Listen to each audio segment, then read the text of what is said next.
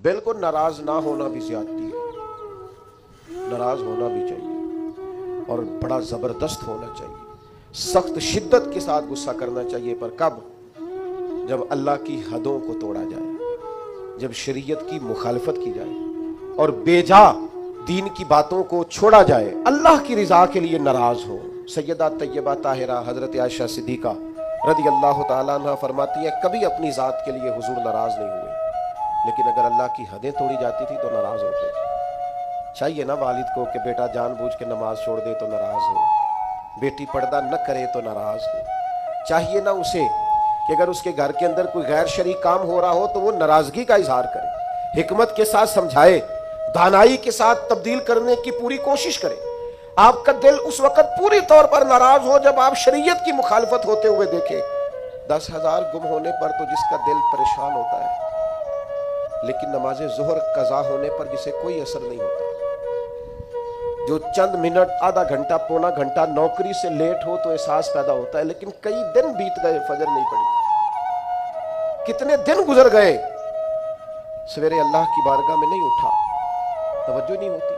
दो हदीसें इकट्ठी अर्ज करने लगा हूं, आपने इन दोनों रिवायात पर गौर करना है। एक काजी अजाज रहमतुल्लाह अलैह ने शिफा शरीफ में लिखी और एक इमाम अहमद बिन हम्बल ने अपनी मुस्नद में नकल फरमाई।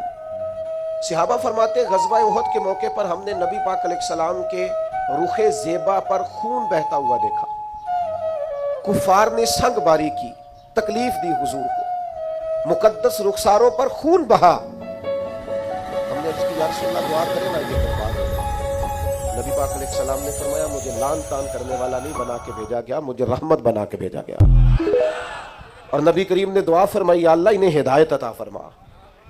इस मौके पर जब हुजूर को जाती तौर पर तकलीफ दी गई है, मुकद्दस चेहरा नूर पर खून बह रहा है और सहाबा के कलेजे फट रहे हैं, और उहद के मैदान में हुजूर का वो रंगीन चेहरा खून से भरा हुआ देखकर तबीयतें मचल रही, तड़प के अर्ज की, हुजूर करें दुआ ये तबाह हो जाए। फरमाया, ना भाई, को लान तान करने वाला नहीं, मुझे तो रहमत बना के भेजा गया।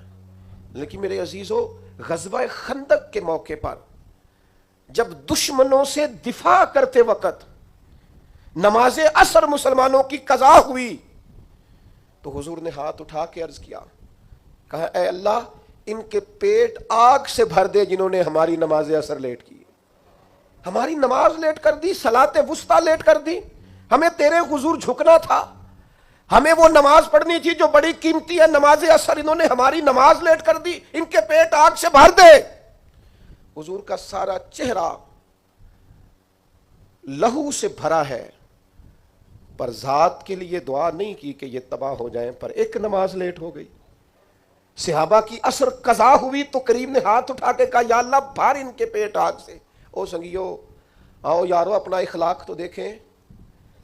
मेरी भी फजर कज़ा है, मेरे पुत्र की भी कज़ा है, मेरी जवान बेटी भी जम के सो रही, कभी माथे पर शिकन तक नहीं आई, लेकिन मेरी रोटी लेट हो जाती है तो मैं सारा घर सर पे उठा लेता हूं, जमीन आसमान एक कर देता हूं।